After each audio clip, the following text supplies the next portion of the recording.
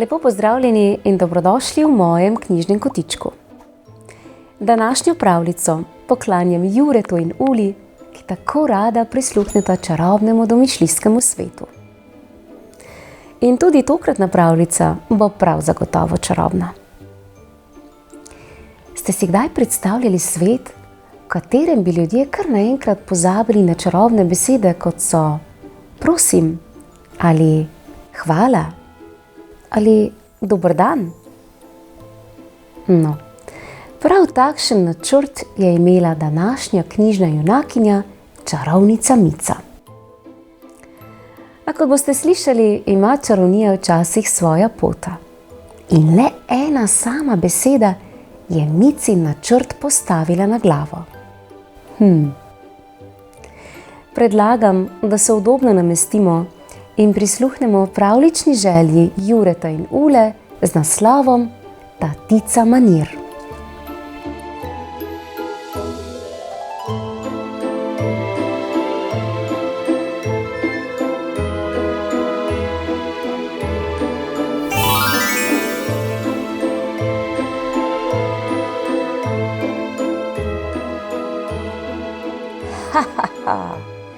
Moj pravkar ustvarjeni urok je naravnost peklenski.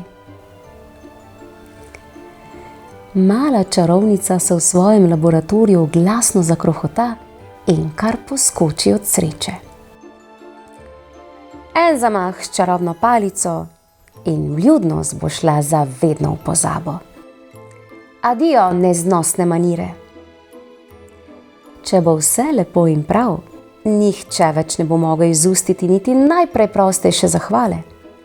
Jaz pa bom izbrana za najhudobnejšo čarovnico leta.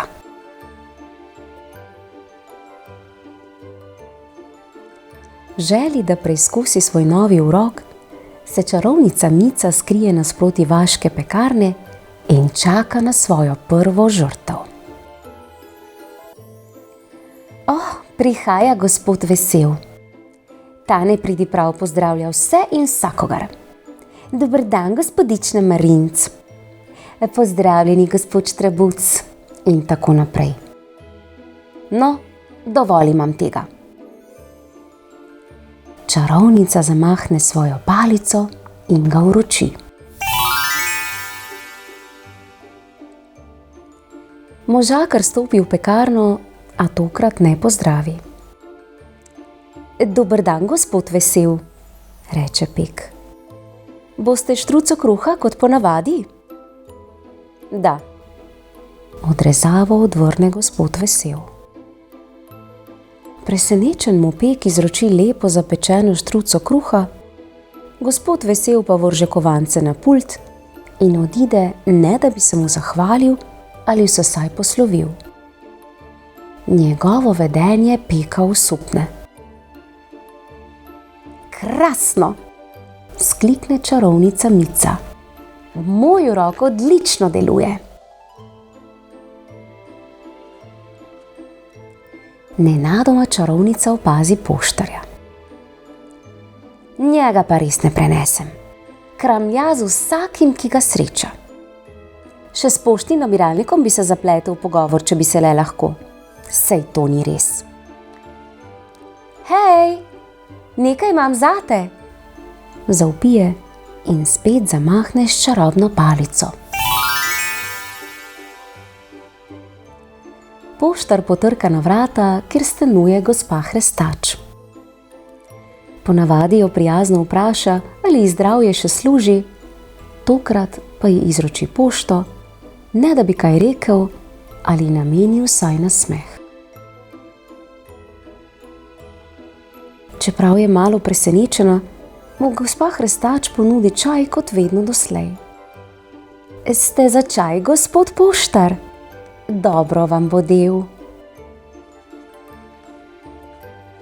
Poštar naredi požirek ji vrne skodelico in odide, ne da bi pokazal vsaj kanček obzirnosti. Ne zahvali se, niti ne pomaha v slovo. Gospa Hrestač ostane brez besed.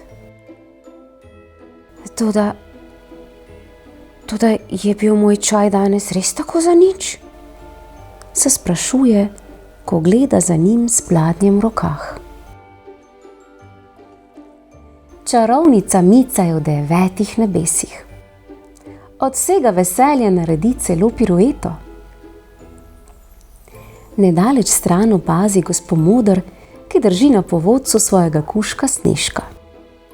Brr, kar zmrazi me, ko jo vidim. Vsak dan sprehaja to umazano zver, kot da je najprijaznejši kuža na svetu. In spet zamahne s čarobno palico. Gospa Moder gre mimo stojnice zelenjavo, ko njen kuža dvigne tačko. Hej, kaj je zdaj to? Ogorčeno zavpije branjevec. A gospa Moder se ne opraviči in z dvignjeno glavo hodi naprej, kot da se ni nič zgodilo, medtem ko njen kuža Snežko veselo caplja za njo. Na poti skozi park čarovnica Mica opazi ženico, ki išče prostor, kamor bi se lahko usedla. Kot kaže, so vse klopi zasedene. Čarovnica se posmehuje. Poglej to sključeno starko. Nekdo ji bo zagotovo odstopil sedež. Ali pa ne. Oprosti, starka, malo boš morala potrpeti. In res, nihče se niti ne zdrzne. Sprehajalci, ki sedijo na klopeh, kramljajo naprej, ne meneč se za ženico, ki obupano gleda, kje bi si lahko odpočila noge. Čarovnica Mica je vzhičena. S svojim delom je tako zadovoljna, da ne more več nehati. En bam tu, en bam tam in nihče ne pomaga mladi mamici, ki se trudi z vozičkom stopiti na avtobus. Mimoidoči se ne zmenijo za otroka, ki je padel s kolesa. In seveda nihče ne priskoči na pomoč gospodu, ki ima polne roke vrečk. Presrečna se čarovnica vrne domov. Čez nekaj dni dobi pismo. Pismo? Zame?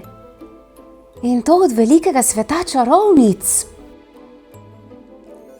S tresočimi rokami odpre ovojnico in začne brati. Čestitamo! Izbrani ste bili za najhudobnejšo čarovnico leta. Jutri lahko pričakujete naš obisk, da vam izročimo več kot zasluženo nagrado – zlato metlo. Obraz male čarovnice zažari. Skoraj ne more verjeti. Od nekdaj je sanjala o tem. Naslednji dan se čarovnice velikega sveta, kot rečeno, pojavijo pri njej doma.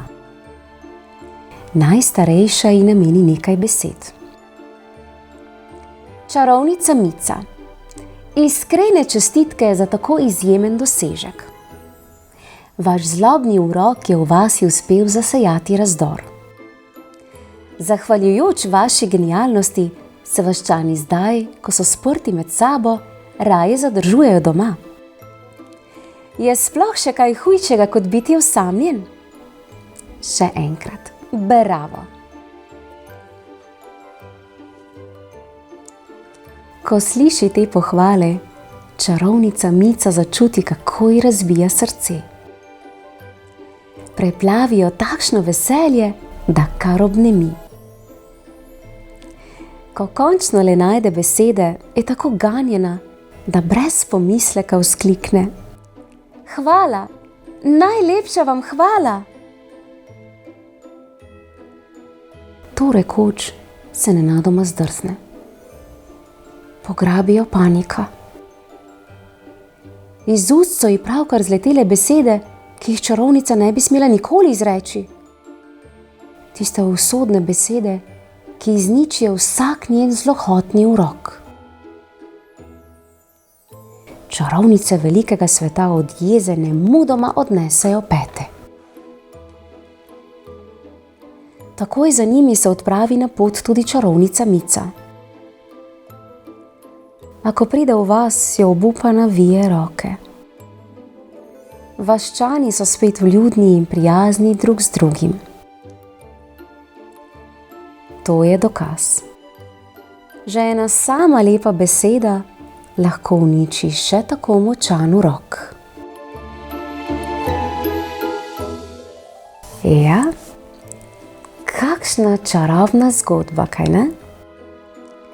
Še mala nagajiva čarovnica Mica je ugotovila, da so čarobne besede zagotovo močnejše od prav vsakega uroka. Prijaznost ni le lep okras, ampak je tisto, kar nas povezuje, ustvarja našo lepoto in bogati naš vsakdan. Jure in Ula, najlepša hvala za čudovito pravljično željo. Verjamem, da ste uživala v poslušanju Micinih vragolij in hkrati spoznala, kakšno moč skrivata čarobni besedi prosim in hvala. In upam, da jih boste z nasmehom uporabila prav vsak dan. V mojem knjižnem kotičku pa lahko prisluhnete še eni čarovniško obarvani pravljici z naslovom Smrdolin. Prijazno vabljeni k poslušanju. Pravličen pozdravček Juretu in Uli, ter pa seveda vsem ostalim poslušalcem pravličnega sveta v mojem knjižnem kotičku. Čau, čau! A, Titi.